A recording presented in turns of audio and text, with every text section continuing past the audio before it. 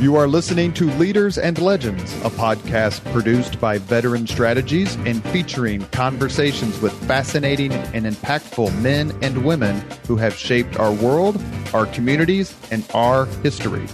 My name is Robert Vane, Principal of Veteran Strategies, and your host for our discussion.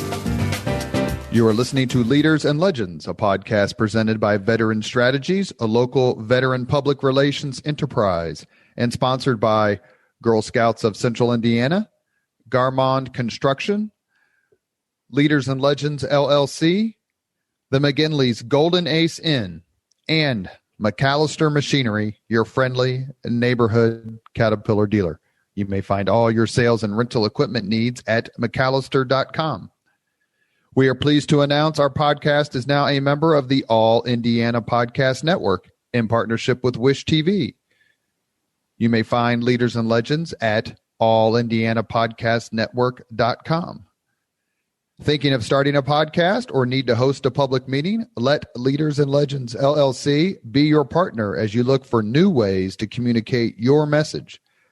Please contact Chris Spangle and me at leadersandlegends.net. Thank you for joining us on the Leaders and Legends podcast. Our guest today is Tevi Troy, PhD. He has an incredibly amazing career, still going strong, and has written some terrific books. If you love presidential history, White House history, you need to pick these up. His latest is Fight House, Rivalries in the White House from Truman to Trump, which the Wall Street Journal listed as one of the 5 best political books of 2020. Dr. Troy is a best-selling presidential historian, former White House aide, and Deputy Secretary of Health. He's also a one-time Indianapolis resident, and we're going to talk to him about that. His other books are Shall We Wake the President? 2 Centuries of Disaster Management from the Oval Office, What Jefferson Read, Ike Watched, and Obama Tweeted, 200 Years of Popular Culture in the White House. He's the author of more than 300 articles, and they've appeared in the Wall Street Journal, the New York Times, Washington Post, Politico, and many other publications. Tevi, thank you very much for coming on the Leaders and Legends podcast. Hey, thanks, Robert. Really appreciate it. And I just love that title, Leaders and Legends. And you don't talk about small things when you've got Leaders and Legends on the docket. Well, quite frankly, we got lucky. It was it was sullied by the Big Ten and their divisions several years ago. But when I went to find a name for the podcast, that was available. Shocking. And to be candid, a lot of the folks that we've had on the podcast have fit that description, whether it's Clint Hill, the Secret Service agent who climbed aboard the Kennedy limousine in Dallas in November of '63, Governor Mitch Daniels, Mayor Greg Ballard. We've also been lucky to have some historians on, and we're glad that you're joining the ranks. Kate Anderson Brower was on our podcast, and I read her book. It was terrific. Craig Fairman, who's a buddy of yours. Terrific guy. So let's talk a little bit about your career before we talk about your forays into authorship. At a certain point, I'm guessing you got turned on by politics. How young were you when that happened? And do you have some first kind of political memory as you got through the process of growing up and getting an education? Yeah, I grew up in New York in the 1970s, which your listeners may not remember was a big mess. I mean, we talk about problems that we face today, and there are some problems, but New York in the 1970s was a disaster. Blackouts, crime, graffiti, dysfunction. The city went bankrupt. In fact, one of the famous headlines from that era was when Gerald Ford refused to do a federal bailout of New York City. The headline in the Daily News was "Ford to NY, drop dead." And it was a legend. So you want to talk about a legend? That's a legendary headline. You grew up in the city. I grew up in Queens. Okay. But I went to school in Manhattan, so I had to take the subway every day, which was dicey. And I looked around and I said, God, there's got to be a better way. I mean, I had great love for this country. And, I know my parents and their ancestors escaped from Europe, and it would have been good to stay there. And so I really felt very strongly about this country and what the promise of this country is. But I also saw that things weren't working. And so I got interested in getting involved in politics. I worked in a very minor junior voluntary capacity for the Reagan campaign in 1984 when I was still in high school. And then I moved to Washington after I graduated college and got involved in working at think tanks. I worked at the American Enterprise Institute. And that's where I really got the bug about the writing game and how thinkers can help influence leaders and legends and how they can help shape the direction of policy.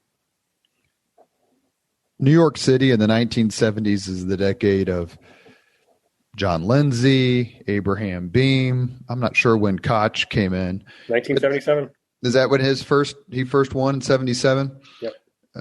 But it's also the decade, and you were there when Son of Sam was rampaging through the city. December, I believe, 1980, when John Lennon was shot. Do you remember those historical events, and do you remember the effect they had on the city? Oh, absolutely. My brother is older than I, and he kind of had long hair. And my mom, I remember, was nervous that he might get shot by Son of Sam, because Son of Sam would shoot couples in cars. And one of the things was that he would shoot guys. They thought that he would shoot a couple if the guy had long hair. I don't know if it's exactly true, but that, they were looking for any clues they could find on that. So that was very distressing. And there's actually a legendary story about Abe Beame, who is called to police headquarters, and he's in the midst of this very tight Democratic primary, and he's in a real difficult situation for re-election. And he goes down to police headquarters one night because he hears that they've captured Son of Sam.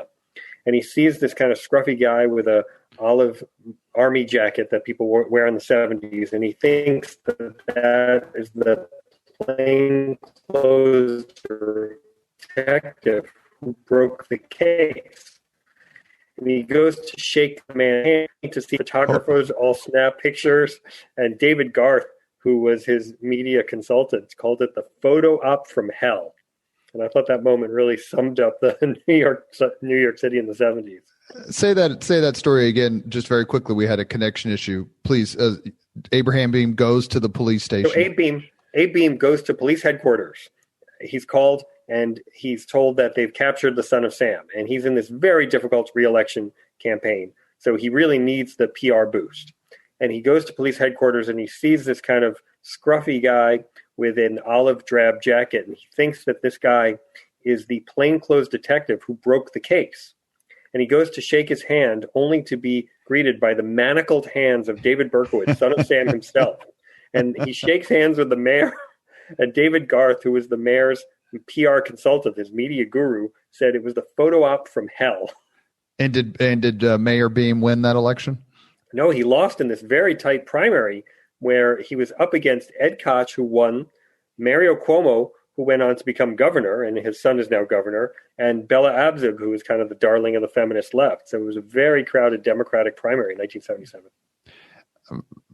Which, if you could choose a TV series that most accurately portrays New York City, which would you choose? Well, at the time in the 70s, I happened to love The Odd Couple with Felix and Oscar and the kind of messy roommate and the neat roommate. And the interesting thing about it is it really does capture something about New York City in the 70s. Crime is a constant feature in that show. They get mugged, their apartments robbed, their cars vandalized. It's a constant thing. And then if you look at a TV show in New York in the 90s, let's say Friends or Seinfeld, there's occasional mentions of mugging, but it's very rare. You don't see their apartments getting broken into. You don't see them scared to walk down the street. There's a real shift in New York between the 70s and the 90s.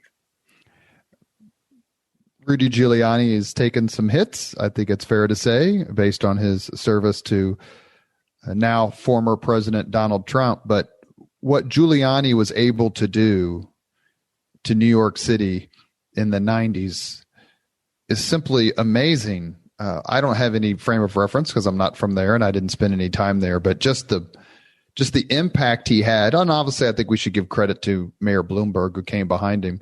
What did you think, or what do you think of Giuliani's performance just as mayor?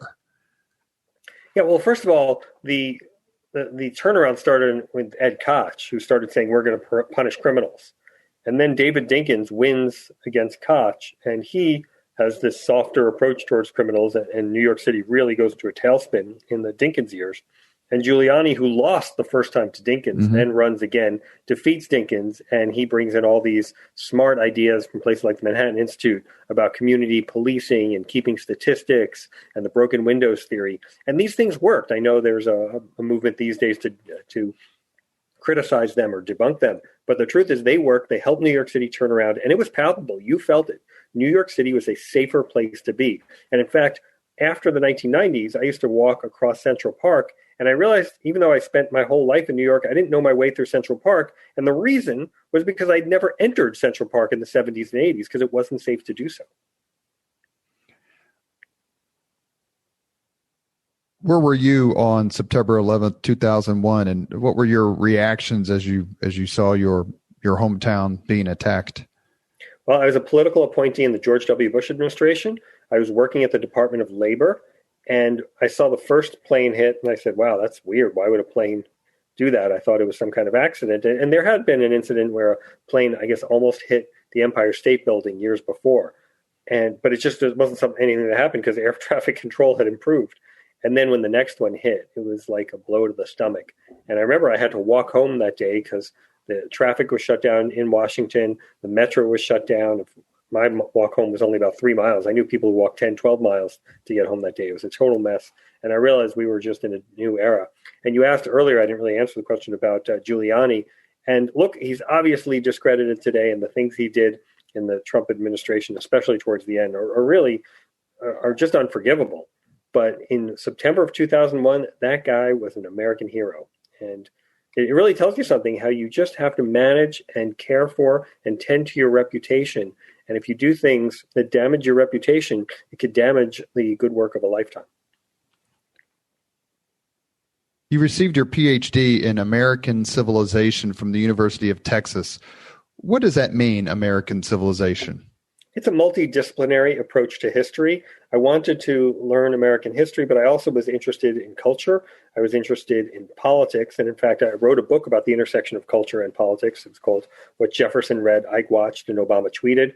I also wrote my dissertation, which became my first book, about intellectuals in the American presidency. So I was really interested in how culture affects our presidents, our polity, and our governance. And University of Texas has great programs in American civilization, in history, in government. I took a lot of classes with the LBJ school, and then also in culture. So it was a really good combination of interests that brought me to Texas, and I was very glad I was there. And then later when I moved to Washington and the George W. Bush administration comes, it was a plus to have a PhD from the University of Texas. I bet. I've always felt that in terms of pure intelligence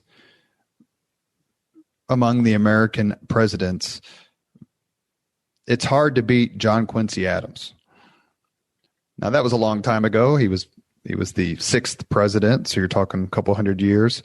But how important has just raw intellect been not only to successful candidacies, but successful presidencies? And I say that, of course, in John Quincy Adams only one time. Yeah, and he didn't win the majority of the popular vote the first time. And he didn't win a majority of the electoral vote either. He won a plurality of the electoral vote and then defeated Andrew Jackson in what was known as the corrupt bargain. So intelligence helps. Sure, certainly you don't want to have dumb presidents. But I think about I would agree that John Quincy Adams was probably the smartest president of the 19th century. Jefferson would be up there too. But the smartest president of the 20th century was Jimmy Carter. Didn't have a great tenure either. Jimmy Carter was a nuclear engineer. I mean, the guy was, he was not dumb by any means, but he was a micromanager, and he just didn't know how to run the presidency. In fact, there's a great legendary joke that Ronald Reagan has a dream in 1980, and in the dream, Jimmy Carter comes to him and says, "Ronnie, why do you want my job?" And Reagan says, "I don't want your job, Jimmy. I want to be president." He was seen as a micromanager, but how much of that is of Jimmy Carter's reputation? The famous story is obviously that he scheduled the White House tennis court, but how much of that is overrated and how much of that is accurate? So on the tennis courts, there are different aides who will say different things. James Fallows, who famously reported that story in The Atlantic, swears by it, but Stu Eisenstadt, who was a closer aide to Carter, denies it. But either way, it really did fit into this perception of Carter as a micromanager.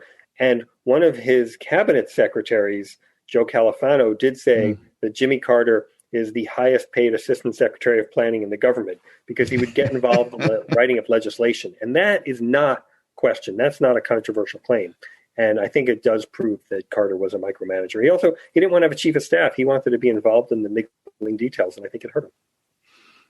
In contrast that, which if people listening are old enough to remember, was as Clark Clifford, who was Secretary of Defense under Lyndon Johnson and was close to Truman. He ended up getting, I think, indicted, but maybe not convicted. I can't remember in financial irregularities case in the 80s. Famously referred to Ronald Reagan as an amiable dunce. Yet Ronald Reagan won 489 electoral votes in 1980 and 525 in 1984. So when you are perceived or accused of being not intellectual, does that mean that you're also underestimated and therefore have a greater chance of success? Oh, I think that there is something to that. Look, I think there's a bias against Republican presidents and that there's this perception that they're all dumb. People said that Eisenhower was dumb and Ford was dumb and Reagan was dumb and George W. Bush was dumb. They can't all have been dumb. It's just not true. It's just not possible. But I think Reagan especially and Eisenhower did like this idea of being underestimated. And George W. Bush, too, he said he gets misunderestimated is the famous funny line. And I think that there's a story about Reagan that one time he's reading a serious work of nonfiction. And his press secretary, Marlin Fitzwater, comes to him and he says, "Mr. President, I'd like to let the press know that you're reading this book so they think that you're not reading Louis L'Amour novels all the time." And Reagan says, I don't think we need to do that, Marlin, because Reagan wanted to convey the sense that he was a man of the people. And he was plenty smart and he read lots of books, but he didn't want to appear airy or above the people. He wanted to be one of the people. I think Eisenhower did the same thing too.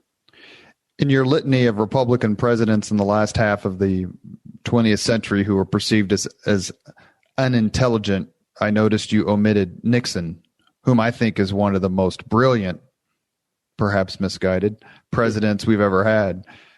No one, as I recall, in all the books I've read about him, have ever questioned his intelligence, but rather his motives and judgment.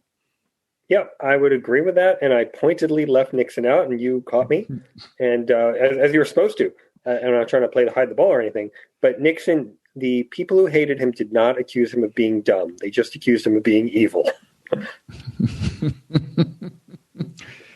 Who was it who said of Franklin Roosevelt, he has a second-class intellect but a first-class temperament? Did I get that quote correct? You did get that quote correct, and it was a Supreme Court justice. It was Supreme Court justice, yeah. Yes. Was it Brandeis? No, not Brandeis.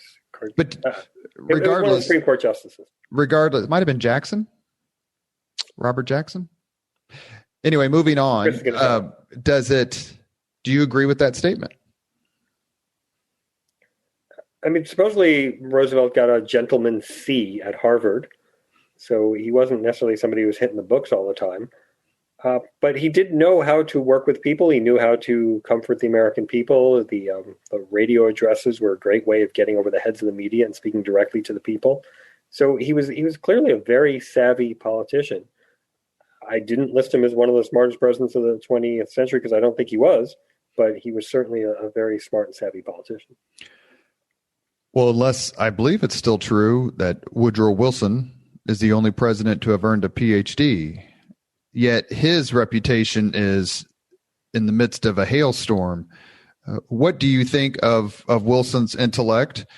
And by any standard, he was an inveterate racist, and he's being canceled somewhat these days. And the Leaders and Legends podcast, we try not to stray into politics because it's really not the point of it. But what are your feelings as someone who've worked in federal government, have studied presidents, that we are now judging these men 80, 100, 200 years later? George W. Bush, for whom I worked, used to say, when asked about his historical reputation, he said, "They're still writing books about the first George W. So I'll let history be the judge." And I think that I think Wilson is a very interesting test case, because what you've had in recent years is there were presidents who got kind of reevaluated. Think about Eisenhower when Fred Greenstein wrote The Hidden Hand Presidency. and he got an improvement in what his reputation was.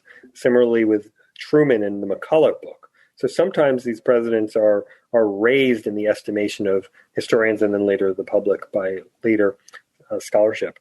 With Wilson, he's been taking hits. I think they're appropriate hits. I think there are plenty of people who thought Wilson was problematic even beforehand. He clearly was a racist. There's no doubt about that. I think he was also dishonest.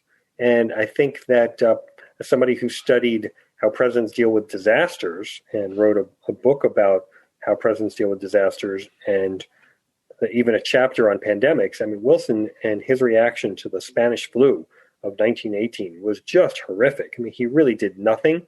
He tried to suppress information about it from going around. He obviously didn't have the tools that we have today, so it would be unfair to judge him on today's standards. But 650,000 Americans died in that flu. The average life expectancy went down by a decade. And this current coronavirus that we're going through is obviously quite terrible. But the deaths are disproportionately among the elderly with this coronavirus. In that one, they were disproportionately among the young. And so it had an even greater impact on our country and our society. And Wilson was definitely found wanting in that situation. Why the young?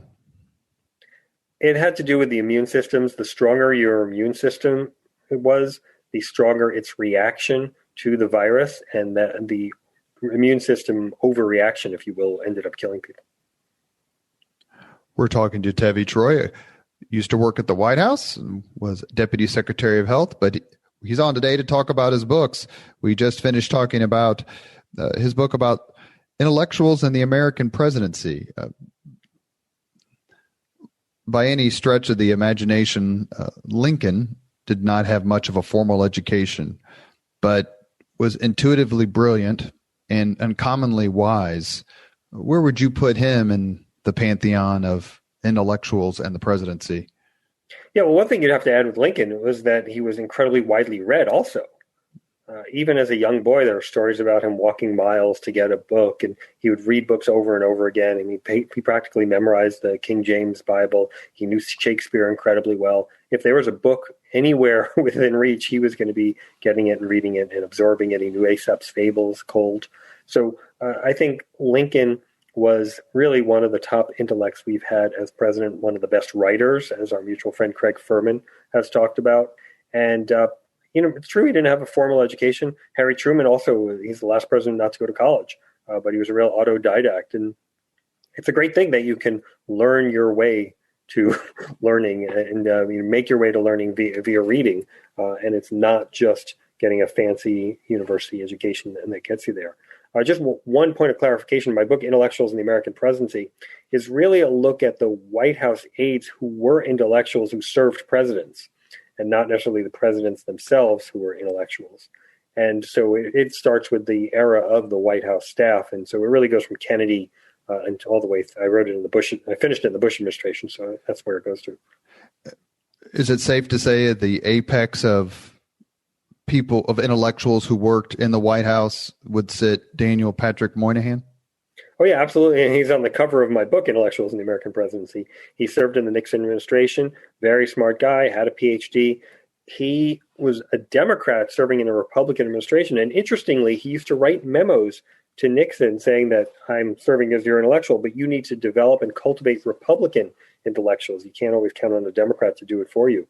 And what you saw in the Reagan White House was suddenly you had this explosion of think tank people serving in the administration, not just in kind of this White House intellectual position that I talked about. Marty Anderson, I argue, had that role, but people up and down in line positions at the agencies and throughout the White House. Lots of intellectuals served in the Reagan administration, and they were just inspired by Reagan's intellectual conservative message. I just ordered actually I didn't order it because I already have it, but a book on Kissinger as a political figure. Did you get the sense that Kissinger brought a new level of intellectual heft and prominence to the role of Secretary of State? Oh, absolutely. The previous intellectuals that I studied, such as Arthur Schlesinger, he served in the White House as kind of intellectual gadfly. he wasn't really in a line position. He helped out with speeches and he did some liaison work, but he wasn't doing hardcore policy work, kind of like Kissinger was at National Security Council and then later as Secretary of State. And he was actually both National Security Advisor and Secretary of State at the same time, the only man to hold both roles at the same time. So yeah, Kissinger definitely brought the sense that you can get a PhD and go to Washington and do all these types of jobs. And it was one of the inspirations for me in terms of getting a PhD and then going to work in Washington when I did end up working in the White House. You mentioned a few minutes ago that your family fled Europe. Please tell us a little more about that. So both of my parents, my mom has passed this year, but my dad's still with us. Both my parents were born in America, but all four of the grandparents spoke with accents. None of them were born in America. They came from Russia and or Poland. And my grandfather was actually drafted or force drafted, I guess, into the Polish army in World War I. And at one point, his unit was being deployed to the front. And he hid under a table when they were deployed and then escaped from Poland in some kind of hay cart and made it to Canada. And that whole unit that was deployed to the front, I'm sure they were wiped out because it was not a good place to be in World War I. So I think there's a real recognition that by coming to America, we found a new promise for the Troy family, and I'm grateful to America for that. Another book that you've written is Shall We Wake the President? 2 Centuries of Disaster Management from the Oval Office. How prepared generally are White Houses, Oval Office, presidents, their staff for disasters, and how did you qualify an event as a disaster for your book? It's a great question. Let me take the second part first, which is if, let's say, there's a pileup on I-70 and 5 people die, it's a tragedy, but it's not a disaster. It doesn't have ripple effects that go beyond the locality of the event. So what I was talking about with disasters were things that were of national import. So 9/11 is something that affected the whole nation. Coronavirus, obviously something that affects the whole nation. And those are the kinds of things that I was trying to look at in the book. I think for the most part, administrations are not prepared. I give advice in the book for how to be better prepared. And I think that you need to do these tabletop and gaming exercises to make sure you know what your role is when a disaster happens. But it's very hard to be fully prepared. I think you can have a strategic national stockpile like we do, and you can have a flu plan like we do, and still be caught in the coronavirus disaster. So with respect to coronavirus specifically, the strategic national stockpile, in which we spend over $500 million maintaining every year, it's supposed to have all these countermeasures for a variety of diseases. It is useless if when the disaster strikes, you don't have a countermeasure that works for that particular pathogen.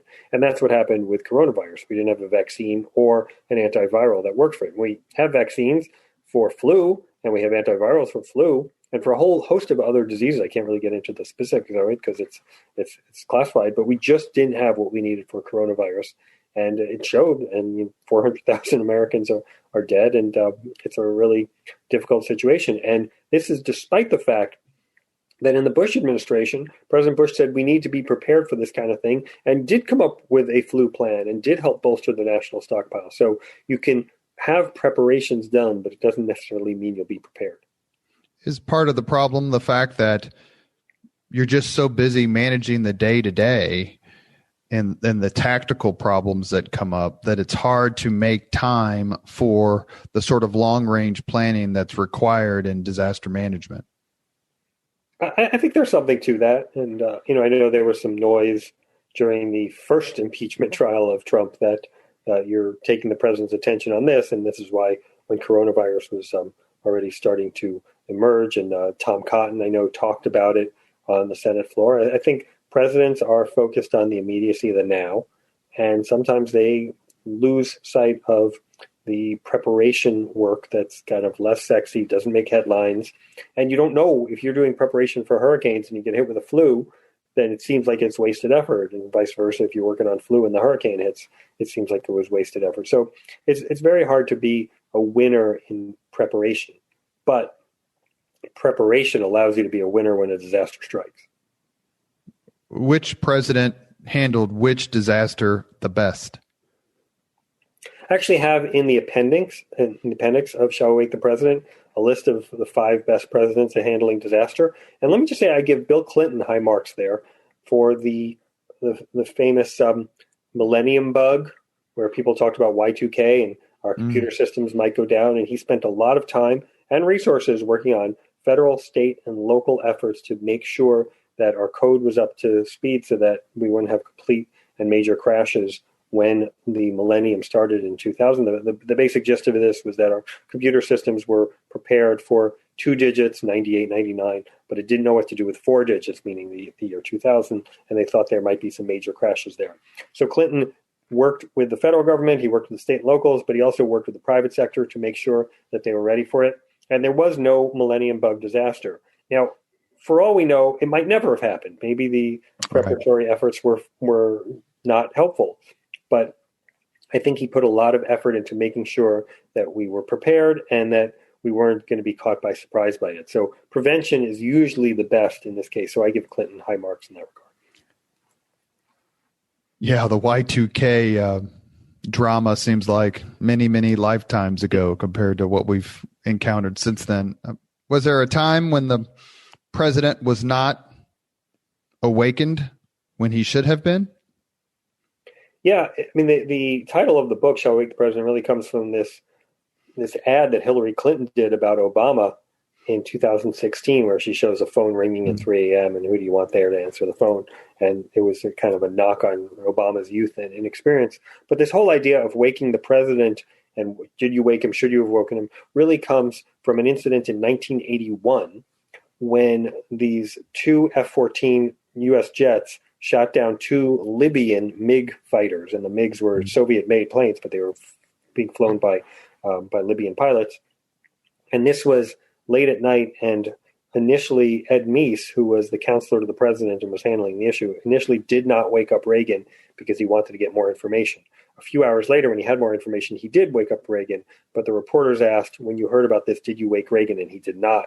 And there was a lot of blowback on that.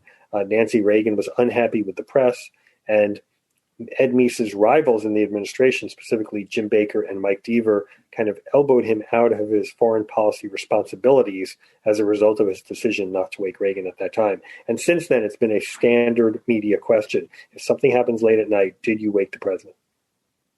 And it fed the media narrative of Reagan, or the popular perception that he was just kind of lackadaisical and kind of what was the Haynes Johnson book, Sleepwalking Through History, maybe, if I have that quote right, or I have the title right. It kind of fed into a narrative, much like the false claim that George H.W. Bush didn't recognize a grocery store scanner when what he was being shown was a completely different bit of technology.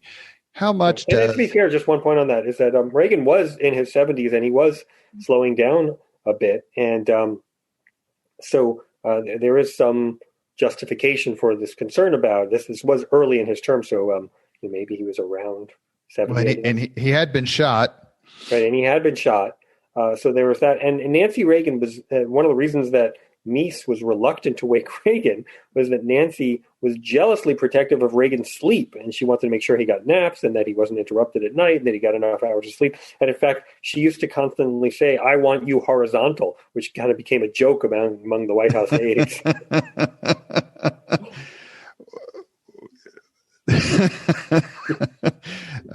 Was there a time when the president was awakened and he shouldn't have been? In other words, how important is it that the president himself, or maybe he and the first lady, create a culture where aides do what they have to do?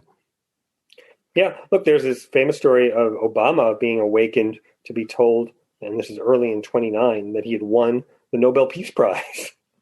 And even Obama, when he was awakened, said for what? I mean, he wasn't sure why he won, why he was awakened for it, but why he won the prize, because he just started being president, and it just kind of showed the bias of the Nobel Committee. It wouldn't shock me if Joe Biden wins a Nobel Peace Prize just for not being Trump sometime in the near future.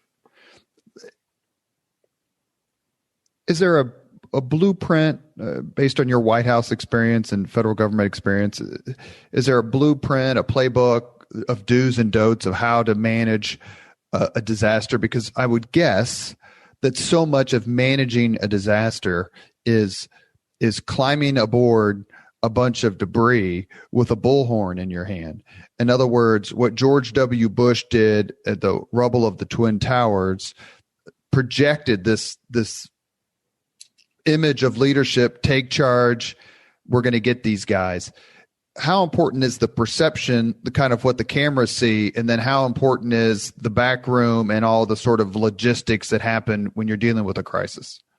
Yeah, well, first I would say that there is a blueprint, and it's called Shall We Wake the President? And I have an appendix in there where I give specific advice for presidents on how to handle this, and also specific advice about which kind of disasters you should get involved in and which ones you shouldn't. And also, I specifically list who the best and worst at it. So I would urge all policymakers, people who are going to senior positions of government where disaster is part of your portfolio, to look at Shall We Wake the President? And I happen to know for a fact that there have been heads of Homeland Security and heads of HHS who have had that book on their bookshelf in their office.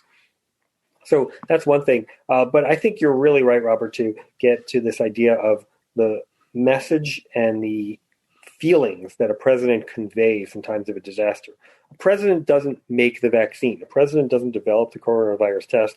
A president doesn't drive the boat that picks people up in a flood. But a president communicates to the nation about the extent of the challenge they're facing, teaches them that they shouldn't be panicking, but they should be actually sober-minded about what is ahead of them, and tells them that the federal government is on the job. And if the president's doing those things, they generally are doing a good job with a disaster.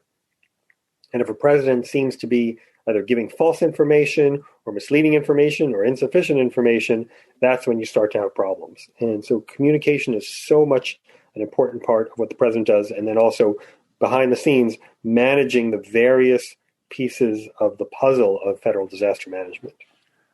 When managing a disaster, we'll move on to another book I want to discuss of yours. When managing a disaster, how important is it to know when to tell the truth and when not to? I think you always have to tell the truth. That doesn't mean you have to tell all the information. Doesn't mean you have to reveal classified information. There's that legendary Saturday Night Live skit about Colin Powell in the first Gulf War, where a guy was playing Colin Powell, and the reporters, or the fake reporters, were saying, "So exactly when and where are you going to attack the Iraqis? And what is your battle plan? And can you tell us exactly what time things are going to happen?" And Colin Powell just laughs at them and says, "No, I'm not going to be doing that." So there is a right to know, but there's not necessarily a right to know everything at all times. But if you're president, you've got to tell the truth. And if you don't tell the truth, it really leads to credibility issues. And I think we saw a little bit of this, and this isn't, I'm not putting this on the president, but on the federal government, with the mask issue. The push from the federal public health people in early February and in early March was, don't wear masks, people. And later, they admitted that they were saying don't wear masks because they wanted to save the masks for themselves and the frontline healthcare workers. And then later, when they changed the guidance and said wear masks, people could point to the previous statement and saying don't wear masks and masks don't help. And so I think what they would have been better off saying, look, we have a real crunch on masks, so we want to try and preserve these masks, certainly the N95s for frontline healthcare workers. But if you can come up with alternative masks, or you can fashion a mask, or you can sew a mask, we all encourage you to do that. And I think we wouldn't have had the big mask wars of 2020, which were really an embarrassment without that initial problem. Speaking of telling the truth, or maybe not opting to do so, was there, in your study of presidents and presidential history, was there ever a point at which Richard Nixon could have told the truth about Watergate and survived? Yeah, it's a good question. I mean, in some ways, maybe not telling the truth would have helped in terms of if he had just burned all the tapes without disclosing that the tapes existed. Maybe that would have helped. I'm not recommending that was the right thing to have done, but if you're talking about what could have led to his survival, that might have been a better approach. And also, look, if the old story in Washington is not the crime but the cover-up, that gets you. And so if they didn't try and cover it up, I think he would have been in much better shape. So I think there were two things, one positive and one negative that he could have done. Positive, just own up to whatever relationship he had with the plumbers unit early on and say we made a mistake and allow the people who broke into the Watergate to be prosecuted. That would have been one. But the other is later on, before the tapes were released, to just burn them all. And obviously, I'm not recommending burning everything, but I think if you want to talk about two inflection points, how Nixon could have survived, those are two ways he could have done it. And it was just 4 or 5 months after winning 521 electoral votes, 49 states, that it started to get unraveled with the resignations of Haldeman and Ehrlichman. And I'm going to ask you about that in just a little bit. But for the tape, if you've ever read anything about Nixon or watched sort of the HBO special about it that has actual Nixon recordings, it's amazing that Kissinger didn't know he was being recorded. Pat Nixon didn't know she was being recorded. There were just 3 or 4 of them who knew that the tape system was in existence. And it's astounding to me that they were able to keep that secret until, ironically, future Republican senator and Law and Order star Fred Thompson asked Alexander Butterfield, do you know of any existence of tape and that just blew the whole thing wide open. Yeah, although Butterfield fed the information to Fred Dalton Thompson beforehand. So Thompson knew to ask the question. Like a good lawyer, he knew the answer. You are listening to Leaders and Legends, a podcast presented by Veteran Strategies, a local veteran public relations enterprise, and sponsored by Girl Scouts of Central Indiana, Garmong Construction, Leaders and Legends LLC, the McGinley's Golden Ace Inn, and McAllister Machinery, your friendly neighborhood Caterpillar dealer. Our guest on the Leaders and Legends podcast today is Tevi Troy. He's a PhD. He's written several books. He's worked at the White House and in D.C. and here in Indianapolis. He's been here many times, lived here for a while. Or talk us a little bit about your experience here in Indianapolis and what brought you here.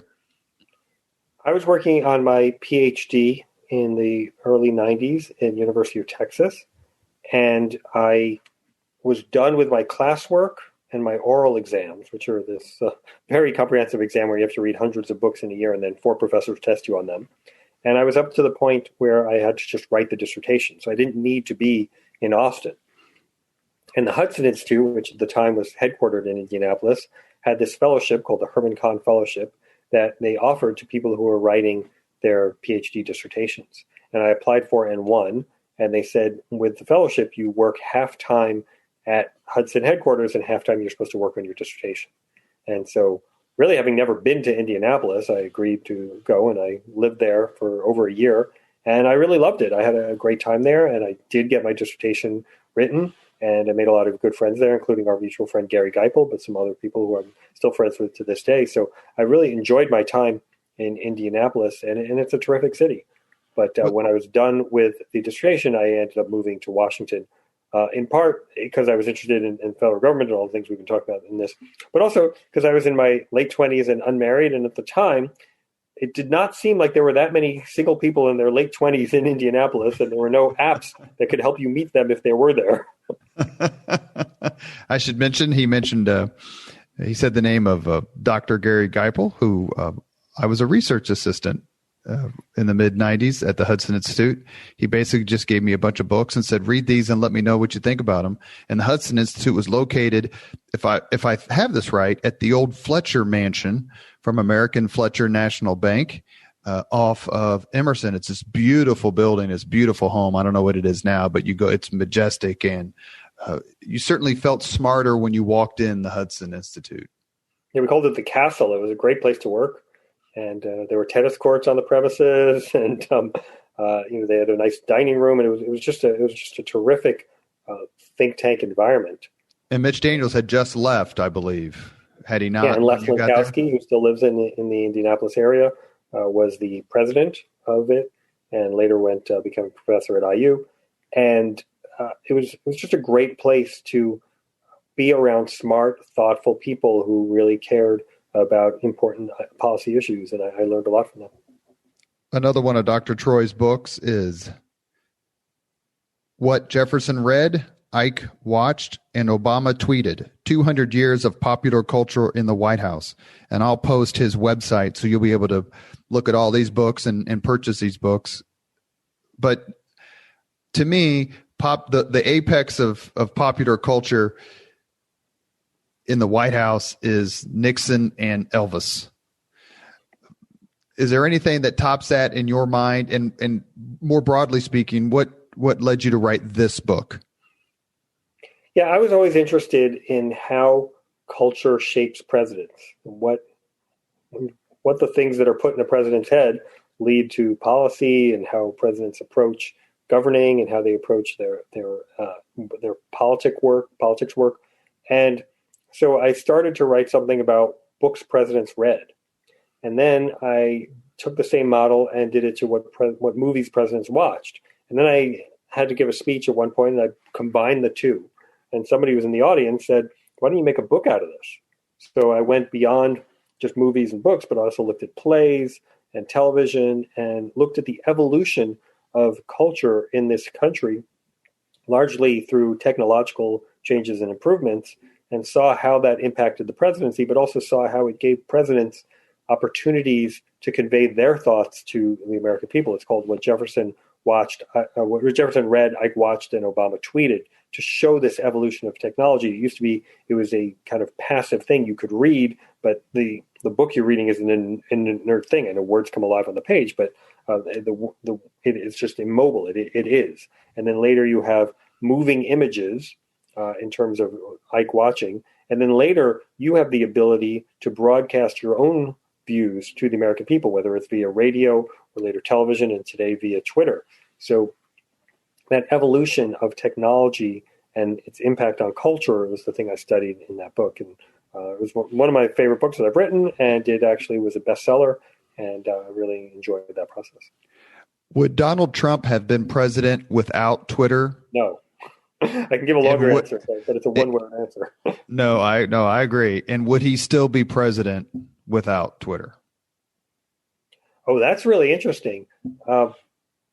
It's actually an interesting thought. A friend of mine named Ken Baer, who worked in the Clinton and Obama White Houses, wrote a piece recently where he argued that presidents and their aides and people in the federal government just shouldn't tweet, and that you should take away their Twitter when they become president. And it's a pretty smart idea. And I think if Trump had lost his Twitter account, and if you just said presidents can't tweet, maybe he would have done a little better as president. He certainly said some outrageous and problematic things on Twitter, some of which led to his impeachment. That first accusation of Obama bugging him, I think, kind of led us down the path on the Russia investigation. So I think Twitter certainly caused him some problems. It is weird now how oddly silent he is. You take away Twitter and you almost hear nothing from him.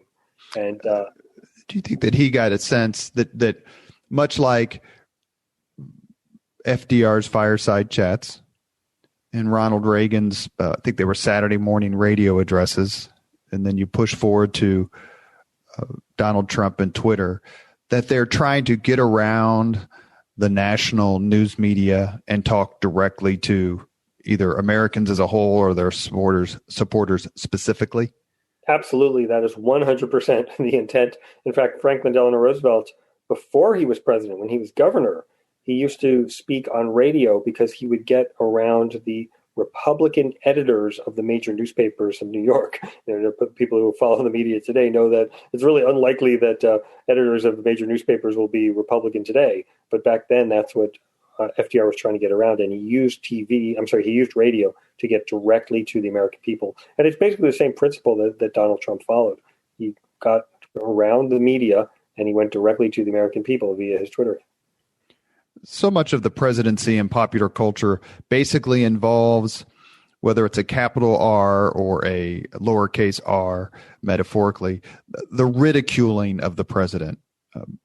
Saturday Night Live has been masterful at this kind of, no matter where your parties are. I think they take harder swings at Republicans and Democrats, but that's even something that that was admitted by Saturday Night Live and its founder, that they take harder swings at Republicans because they just don't want to hear from their friends when they make fun of Democrats. But starting with Chevy Chase basically portraying Gerald Ford as a clumsy, bumbling idiot, all the way through Will Ferrell and George W. and Alec Baldwin. How important is it, and maybe it's not, for presidents to be made fun of in the popular culture so that they maybe stay humble or maybe understand that their power is somewhat limited? Yeah, it's interesting, and I do talk about that exact development you're talking about with Saturday Night Live in my book, What Jefferson Read, Ike Watched, and Obama Tweeted. But in the 1960s, it was not cool and not allowed by the censors to mock presidents on TV. And there were a number of instances that I talk about in the book where people tried to make fun of, let's say, the Lyndon Johnson family, and it was not permitted. In the Kennedy administration, there was a guy named Vaughn Meader who used to do this impression of Kennedy. He was very gentle, but he had to do it via record albums and not on TV, because that's the way he was able to convey it, because he could get away around the censors. And there's a legendary Lenny Bruce joke that after Kennedy's tragic assassination in 1963, Lenny Bruce gets out there, completely silent audience. Everybody's upset about the assassination. And Lenny Bruce has this long, painful pause where he just sits there silently. And then finally he says, "Boy, Vaughn Meader is screwed." Because that was really the end of Vaughn Meader's career. And it's true, he became an alcoholic and died not long after. I mean, his career was over when Kennedy died. But over time, it became more acceptable to mock the presidents. And I think it's not coincidental that Saturday Night Live starts when there's a Republican in office, namely Gerald Ford, and they mock him. And then it's seen as something that they do. And so they did, they have mocked Democrats over the years. I think of Darrell Hammond, who would do his Clinton impersonation. But they're much, much more gentle on the Democrats. But I do think it's important for presidents to see how they are viewed. There's a famous story about Al Gore's terrible debate performance in 2000 when he was making eyes and rolling his eyes and making faces at George W. Bush. And Saturday Night Live mocked Gore for his performance in that debate. And Gore's staff shows him the mockery on Saturday Night Live so that he knows to dial it down a little bit in the subsequent debates. And he dials it down a little too much in the second debate. And then in the third debate, he kind of dials it up again and he stalks Bush on stage, and Bush gives him that famous head check that led to the American people saying, okay, we can have this guy as commander-in-chief, and helped Bush win a narrow election. How much do presidents influence popular culture as opposed to just participating in it? Yeah, it's a good question. I do think that presidents can influence popular culture. You think about Bill Clinton putting on sunglasses and the saxophone on the Arsenio Hall show. I think Obama is someone that there was a lot of cultural imitation of. I think specifically Clinton, also you look at the West Wing. I mean, that was a show based on a president that was a combination of Kennedy and Clinton without any of their flaws, right? So there's no womanizing on that show by the president, but he does all the other things that Kennedy and Clinton would do. So, yeah, I think that presidents can be hugely influential in pop culture. We have the last few minutes here with Tevi Troy, who has written several books, and I want to get to your last one because I think the title itself is fascinating. Fight House: Rivalries in the White House from Truman to Trump. I've had this discussion several times with reporters. A lot of the kind of, and not just reporters, but the common theme is, why can't the parties get along? Republicans and Democrats are always at each other's throats, and why don't you just come together and look past partisanship for your own sake and do what's best for the country? And my standard reply, which has never been refuted by anyone I've ever met in politics, and I've been doing this 20 plus years, right? I'm not that old, but I'm not that young. The real feuds are within the parties. They're not between the parties. It's Republicans and Republicans holding on to grudges for decades against each other, just like Democrats do against each other. I've never encountered it between the parties like I have the fights inside the family. How does that, or refute me, please, how does that come out in your book? And specifically, I would like you to address, if you could, the greatest intra-political feud of all time, and that's between Robert Kennedy and Lyndon Johnson. Well, first of all, I'm not going to refute you because there's no refutation. The nastiest, bitterest, ugliest fights are between people on the same side. And that's what I talk about in the book Fight House, and that's what Fight House is really about. The fact that Nancy Pelosi and Donald Trump don't like each other, big deal, right? I mean, the different parties are not supposed to like each other. They don't really interact much in social circles. They don't work in the same offices. And they actually went months at a time without talking. But in the White House, you're there. I mean, the West Wing is small. It's cramped, and you can't avoid people. And people who dislike you, they are, and whom you dislike, they're showing up in the same meeting over and over and over again. They're in your face. You see them all the time. And it leads to some real nastiness. So that's what Fight House is all about. And you're right that some of these feuds go on decades. Some of them go on across multiple administrations. Sometimes they go on past administrations. In fact, I just wrote an article for the DC Examiner this week about what happens to these feuds after an administration ends. Do you ever get reconciliation, or do you get continued hatred? And one story I tell is there was a guy named Robert Hartman, who was a very difficult character and was involved in many fights in the Ford administration. And Al Haig was briefly the chief of staff in the Ford administration. And I have the story there that 35 years after Haig was no longer chief of staff, after he no longer worked with Hartman, he could still get red-faced and sputtering mad if the name Hartman came up. So these grudges, they stay active for a long time. And try not to get involved in one because it doesn't go away so easily. Well, a lot of these folks are in Washington for their whole lives, right? So I mean, there are plenty of people who worked in the Truman administration who end up advising Lyndon Johnson. I mentioned Clark Clifford earlier. Averell Harriman would be another one. It's the same thing. Reagan through the Bushes. And you mentioned the name of the author before so I'm going to ask you to do it again. Yes. If you love political history, it's a especially if you're a Democrat, but it doesn't matter. Buy the book Mutual Contempt. It's one of the best books I've ever read about modern political rivalry, and it's about the relationship between Lyndon Johnson and Robert F. Kennedy.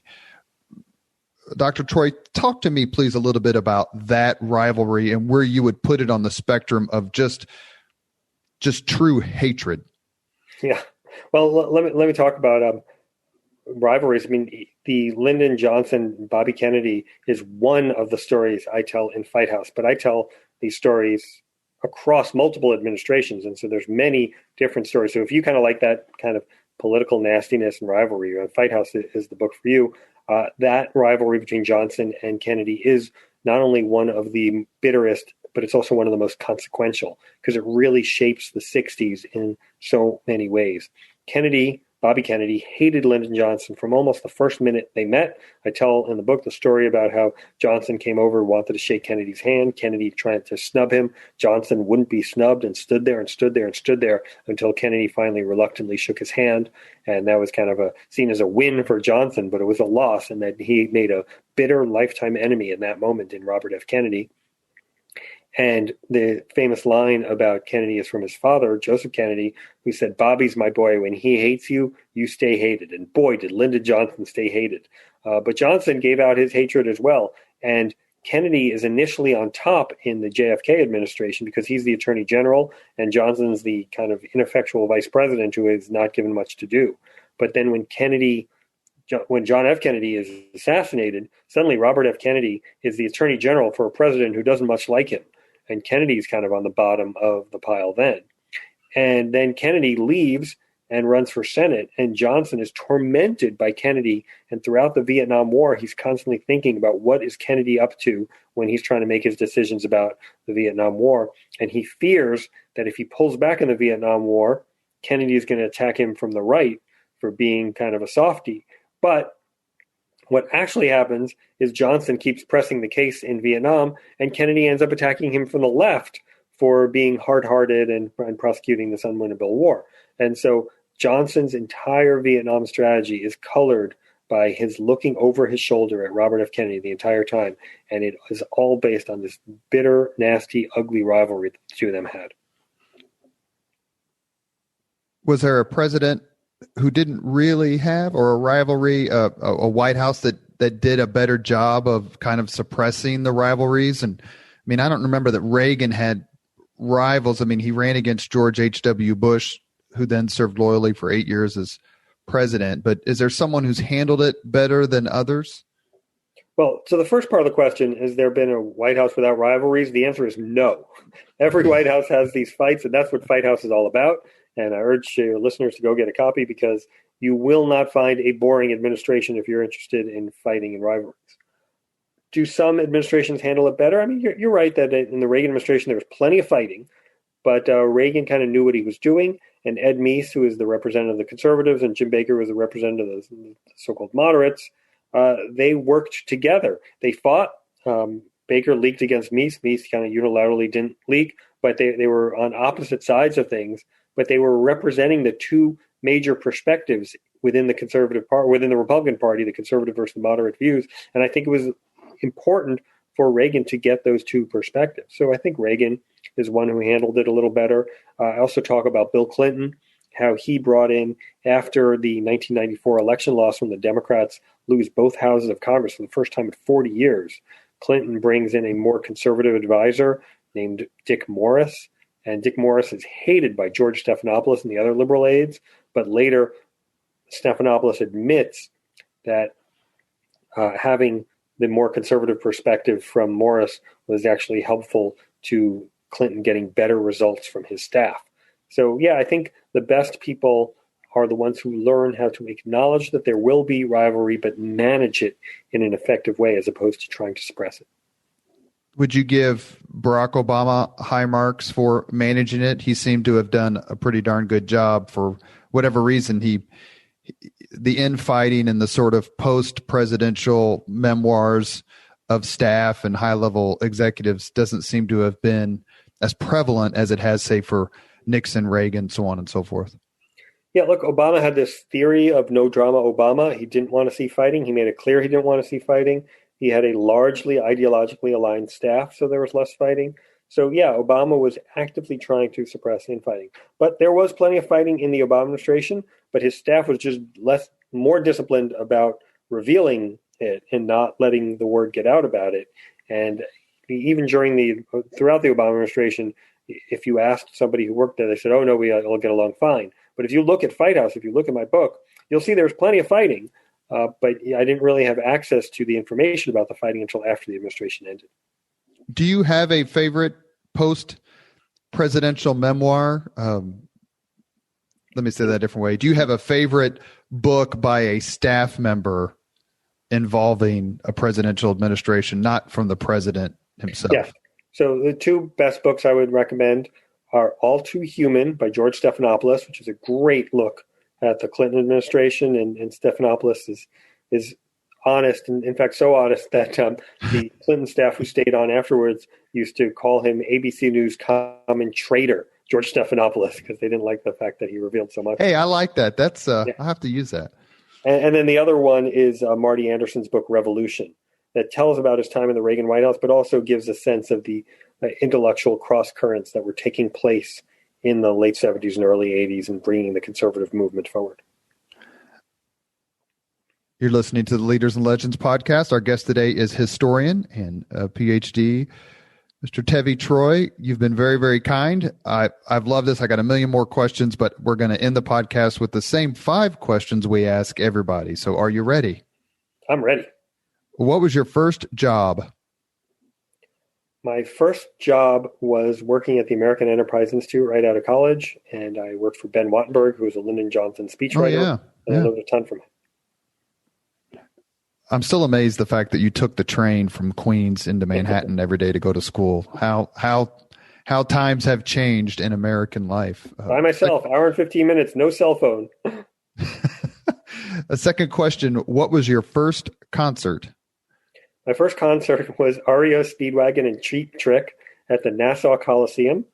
And there was a guy with a mohawk in front of me. I was about 15 or 16 years old. And the guy with the mohawk in the middle of the concert turns around, puts his face in my face, and screams, yeah, yeah, yeah, yeah, yeah, yeah. And my friends who were with me say I turned white when it happened. I was so terrified. Hey, that's not a bad concert. That's not a bad first concert at all. Third question. These last three are going to be tough for you as a historian because they always are tough for historians. If you could suggest any book for someone to read, which book would you recommend? I happen to love this book called Common Ground by J. Anthony Lukas. It's about busing in Boston, but there was a great blurb on the back of it which said, to say this book is about busing in Boston is like saying Moby Dick is about whaling in New Bedford. It's a book about how elites try to make policy decisions that they imposed on the rest of the people, and the people sometimes say, no, we don't want this. Number 4, if you could witness any event in history, be there in person as it happens, which event would you choose? Oh, that is a tough one. I would like to see the giving of the 10 Commandments at Mount Sinai to Moses. I think that would be a really great moment. See exactly what they look like, where there's kind of stone tablets, and then also see what happens when Moses comes down from the mountain and sees the Israelites worshiping the golden calf. Does he throw the tablets down? Does lightning strike the ground open? I'd love to see that. I thought Cecil B. DeMille showed us all that. Am I wrong? Well, that's one view of it. Last question. If you could have dinner with anyone living today, 2 hours off the record just to chat, whom would you choose? Oh, that is a good one. You know, I'm a little torn about this one. I think Bill Clinton would be fascinating and be a lot of fun to listen to. I'm also curious about Donald Trump. Not my cup of tea in terms of his communication style, but from what I hear, he's kind of a different person when you meet him privately. And I'd just like to gauge that contrast between the public persona and what he's like in private. You have been listening to Leaders and Legends, a podcast presented by Veteran Strategies, a local veteran public relations enterprise, and sponsored by Girl Scouts of Central Indiana, Garmong Construction, Leaders and Legends LLC, the McGinley's Golden Ace Inn, and McAllister Machinery, your friendly neighborhood Caterpillar dealer. Our guest today has been Dr. Tevi Troy. He's written several books. I will put the link to his website on the podcast posting so that you can take a look. Please support him in his efforts, as I wish you would support all historians. Thank you, Dr. Troy, for your time today. Thanks for having me. Thank you very much for listening to Leaders and Legends, brought to you by Veteran Strategies Incorporated. If you want to contact us about this program or our menu of public relations services, please send us an email at robert@veteranstrategies.com. That's robert@veteranstrategies.com.